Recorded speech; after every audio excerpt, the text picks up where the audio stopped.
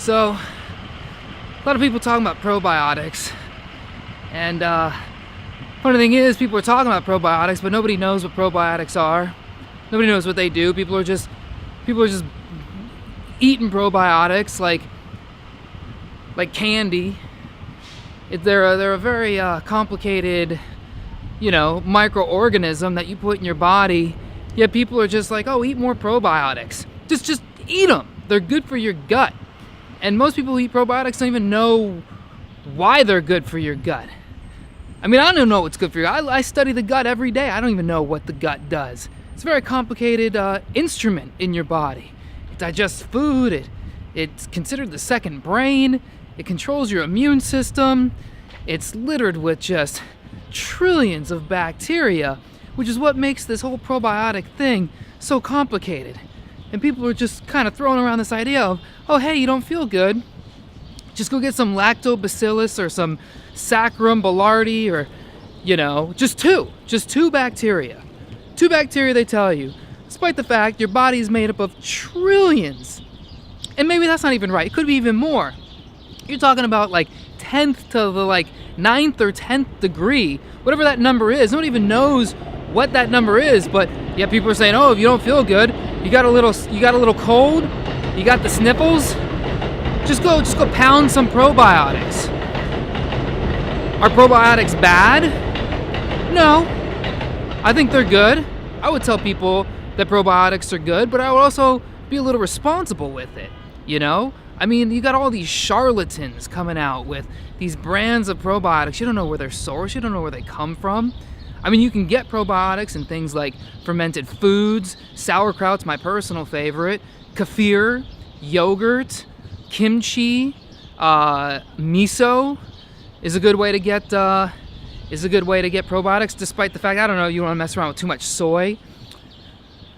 But at the same time, look, most people in the United States of America have gut issues. Okay, it's their gut issues are just a huge problem for people. And how can you not? It's not your fault. You've just been eating the things that the USDA and the government keeps telling you to eat more grains, right? Despite the fact that there's all this mounting evidence that grains just wreck the shit out of your gut.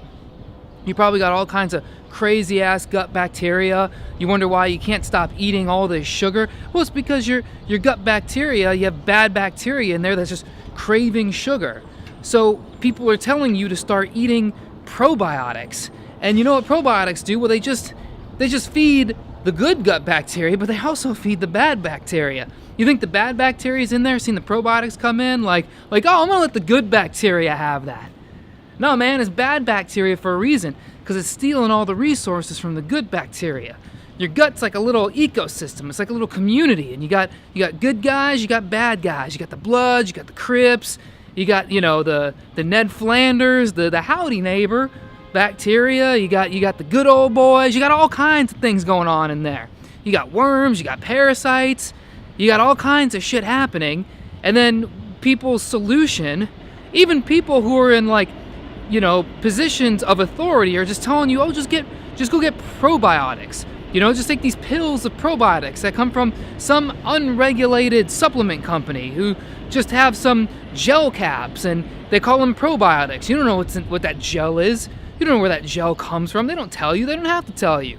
They get some bogus certification, like we're the probiotics certification of America, and we're gonna make sure that everybody's probiotics are nice and clean.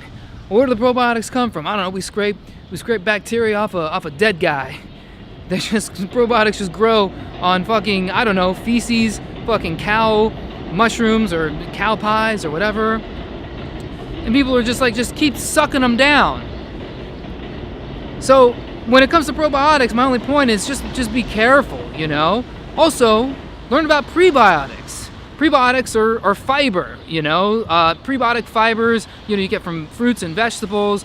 You can get them from starchy vegetables, resistant starch, things like sweet potatoes, what's a good, I think Brussels sprouts maybe, green bananas, green plantains, basically just disgusting fruit, like raw, unripened fruit is a good source of prebiotic fiber. But you also want to be careful because you know, it could bother you a little bit if you have some of this stuff. I mean, basically what the prebiotic fiber does is it just goes through your gut, doesn't get burnt down in your stomach, doesn't get broken down in your intestine, and then it goes down into your large intestine and feeds all the good gut bacteria, makes some wonderful stuff called butyrate, which you can also get from grass-fed butter, which is amazing.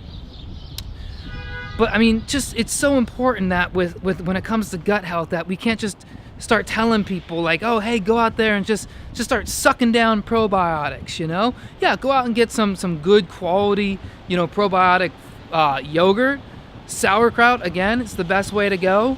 But man, like, stop paying money for probiotics when you don't even know what they do. And if you've got gut issues, if you got IBS, if you got Crohn's, if you got diverticulitis, if you got, you know, IBS, SIBO, I mean, it could actually make the problem worse. So I'm curious if if you try probiotics, if what your experience is. Some people are using them and they love them. Some people are suffering even more because of them. Let me know down in the comments.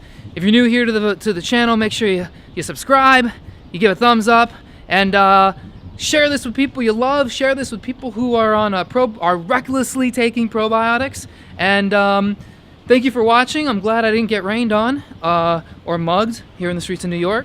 And I'll catch you on the next one. Peace.